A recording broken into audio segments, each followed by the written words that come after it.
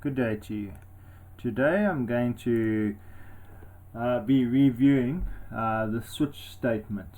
I was having a look at an exam paper from December 2020 and I thought I can't remember how to do the switch statement, so I thought let me review what I need to do. So this is the starting point, is to review exactly what the switch statement can do and how you should control it.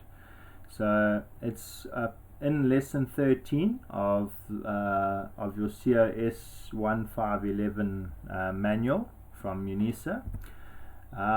So first of all, a switch statement is used when a program requires multi-way branches.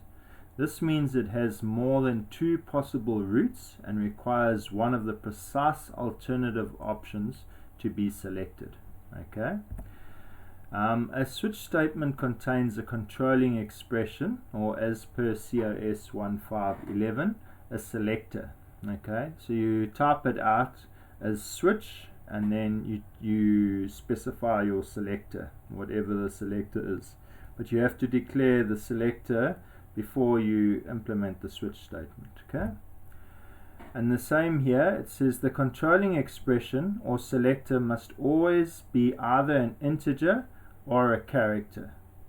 The other part of a controlling expression or selector, it can return a Boolean value of true or false, but in COS1511 they seem to just want to focus on knowing that you understand it can only be a integer or a character. It cannot be a float or any other, it cannot be a string, it cannot be it cannot be all the data types within C++.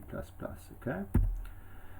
A break statement can be used to exit out of a switch statement. Now what they're saying is, on a switch statement, each iteration of the switch will be executed, okay, as soon as it finds the selector, and it'll execute whatever statements follow that selector, okay, but it still filters through and sees, is there any more selectors that it's got to find. So in order to help the help exit out of the switch statement, you use a break statement, and that will exit right through to the end. Okay. A switch statement is iterated until it either reaches the end or a break statement. Okay. And then finally, this is what a switch statement looks like. So you define switch, and you've obviously defined your character as a char or a integer as your selector, okay, and then you would put that here, whatever you've specified, and then obviously it goes through and it has a look, okay, if it finds this selector, what character should it be, what character should it find, and then over here it'll execute whatever statement.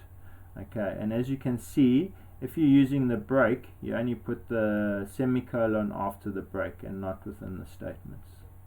So I hope this video has been helpful and just given you a bit of insight into a switch statement. Thank you for watching, and I hope you have a great day. Goodbye.